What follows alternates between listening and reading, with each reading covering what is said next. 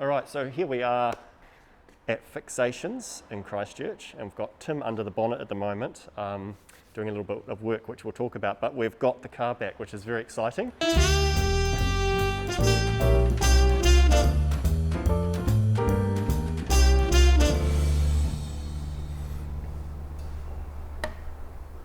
It's been in here all winter and been getting a lot of photographic updates, which I'll make sure I share with you.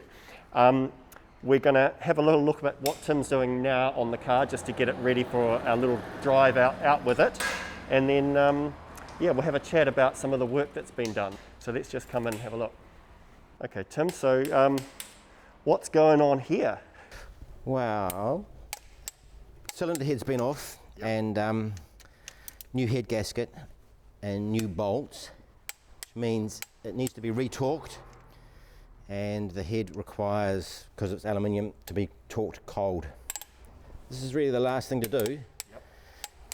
And I thought it would be a good thing for you to see. Yeah, definitely.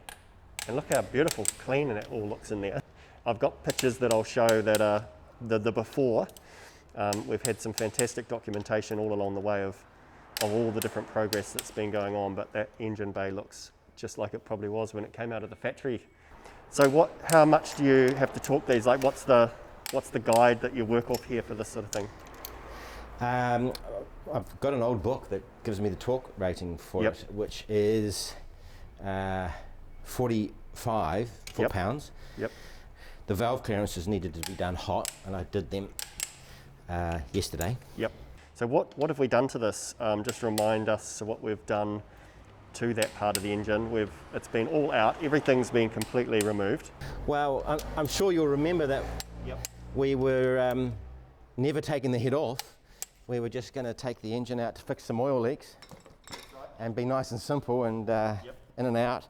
But when I got the engine out and the exhaust manifold off, which came off just to make it look nice, I could see up through the ports that the valve guides were moving. So that dictated that we needed to do some work. And so that also revealed a bit of wear and tear in the rockers. And while the head's getting worked on, it made sense to make the valve seats unleaded compatible. So you don't need to put an additive in. You've got an additive in the boot. You can forget about that now. Yeah, less fluffing around. And look at that beautiful cover. This has all been vapor blasted. Pretty much all the aluminium that you can see in the top of the engine bay has been vapor blasted. The thermostat housing, the inlet manifold, the rocker cover. The cylinder head went through a bath at in a commercial hot industrial dishwasher kind of thing. Yeah. But I also got other things vapor blasted as well, like the fan shroud. That's plastic with the rubber. That's come out really well, eh? Yeah, it defies its actual age, I think. Yeah, so the carburetor is not standard. It's similar. I think from factory they would have had a Solex twin choke. Probably smaller in the choke size than this. And this is a very common twin choke Weber that it's the easy mod to do to most cars of this period to make them go better. Yes. Plus it's common and it's got a nice simple choke, automatic choke. It didn't quite fit the manifold, was one of the problems. So I made it fit the manifold better, and when I did pull it apart to fix the secondary choke mechanism, I found that one of the jets was rolling around in the bottom of the float bowl. Yeah, amazing. So that would have been affecting the performance, even though... Yeah, I was surprised how well it drove, considering. Because in the car's history of getting that carburetor changed, the air filter went somewhere, who knows. So it was difficult to find anything. So many wreckers in New Zealand have just thrown stuff out. Yeah, of course. So I thought I was sure to be able to find something off a Fiat, but even the Fiat guys have started throwing stuff out. So it became an Escort air filter. Yep. And then I made the big piece there to make it look more like the Audi. Yes, yes. And the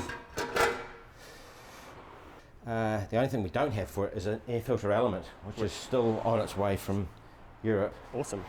Which, by pure coincidence, is the correct air filter for the Audi C1 Audi 100. Yeah. And so because it was auto originally, there was sort of some more holes going through that had to be patched as well, didn't there? Because I suppose there were different. Yeah, you can't see it from here, but the hole for the gear shift was huge, and it was masked with duct tape, which had been there quite a while because it had lost its ability to stick. Yes, yes. Yeah. And the clutch, you know, because it didn't have a clutch cable or clutch pedal before, yes, the clutch has been added in, and the bracket.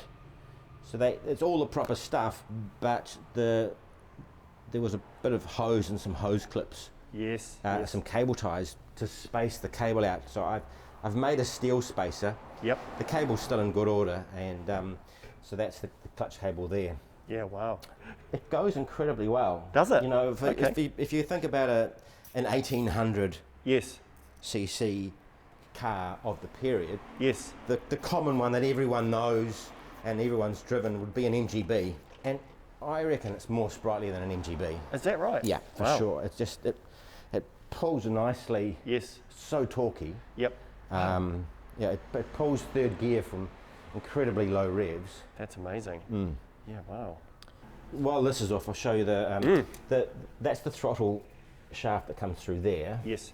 Which will be original. I did have to give it a little kink and a bend to get it to not rub on things. But when you start the car from cold, you put your foot hard on the throttle, all the way to the floor. Yep. And then that will do that. Yep. Which activates the choke. So the choke is now on. Yes. And so it that's what the hard to the floor is doing. Yep. Yep. It releases the mechanism. Yep. So there's hot water that will travel through a little housing. Yes. And as that warms up the housing mechanism inside there, yep, the choke comes off bit by bit. Yep. As the car warms up. Brilliant. So the radiator got to clean out as well. Yes. And all new radiator hoses except for this top one. It was quite a special one, and I gave it some food, rubber food to just help it out a bit. Yep. But looking up inside it was in good order. Yep. I think we'll just monitor that and see how it goes. But new fuel hoses, and this one here is a fuel line. Yep. That comes through, and I tucked the fuel filter in down below the dipstick there. Yep.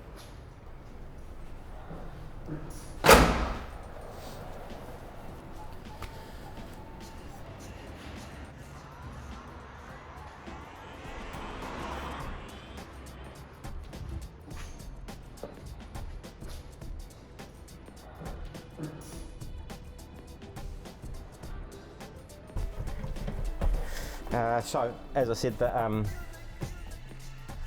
cold start, you put the foot hard down. Yep. That activates the choke. It also gives a squirt of petrol from the accelerator pump jet. Yep. And then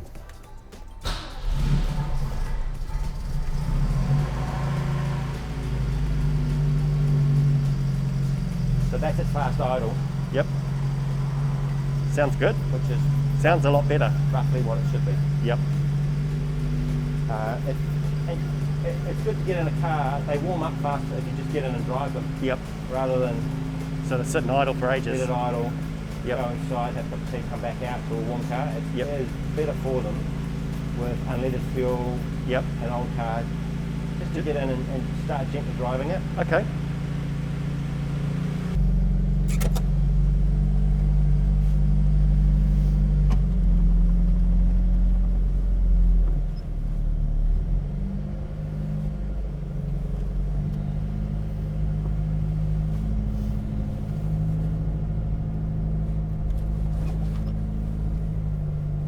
So I'll demonstrate how gentle. Yes. So that's So probably it's going when to you're in the pressure of traffic that you rush through a gear change. Yes. And I just felt it through the gear stick there. Oh, right. So, yeah, yep. As it changes gear, which is livable. Yep. But third gear, 2000 RPM. Yep. I can drop it down to 1000 RPM with no problems. Yes. And it'll pull away really easily and cleanly. Yeah, that's good, isn't it?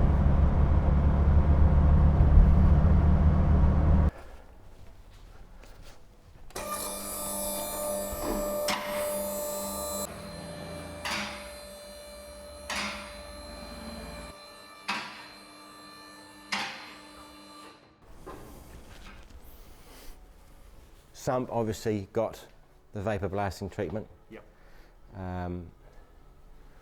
And then alternator got rebuilt. Yep. The steel pipe from here to the radiator was very rusty, so that's an aluminium one. Yep. The wiring all around here from the starter motor to the alternator, I had quite a bit of damage from heat. Yep. The exhaust had been changed and it was two pipes and it joined here and then it was one pipe. Yep. So I tried to keep the length of these two as long as I could. Yep. It's better for the power of the engine. Yep. And finding photos online, they either did 2 into 1 or they stayed 2 and went either side of the brake. So I kept the diameter larger and then squeezed it into a V here. Yep. As far away from the manifold as I could, but not so close that it was going to compromise room. And then I kind of had to guess the support bracket. Yep. Nice Flexible joint flex, is just to help it out with the life on the road. Yep. Yep. So this is the original automatic gearbox mount with this piece added on to it. Right. Yes. So when it got converted to manual, it just had this quite thick piece of steel welded on. The mount that was there was absolutely toast from the oil that had been leaking on it. And while I've had the underseal and the various paints and things that are always on hand for a project like this, I've just blasted it up inside the cavities. There was surface rust, and then as I came down the back of the car, this was all surface rust. And up in here, so I've just given it all a little blast of paint or underseal. Yep. And the battery, and of course the battery was all, this was non-compliant and sort of starting to fall through, wasn't it? Yeah, so that's been replaced to look with the same folds in. CV boots is the other things that we've, like new CV boots in and out. Yeah, nice. It's been a really satisfying job to do. It's probably more because of you than the car. Right. because you know you've wanted it done right, and that's been the pleasure, is to be like, well, it's got to be like this for Aaron to want it this way, and that's what's made it a nice job. Globally, it's a special car, and even more so in this country. Thanks for watching. Make sure you smash that like button and subscribe to the channel. Huge thank you goes out to Selene and Tim for letting me film inside their workshop. See you next time.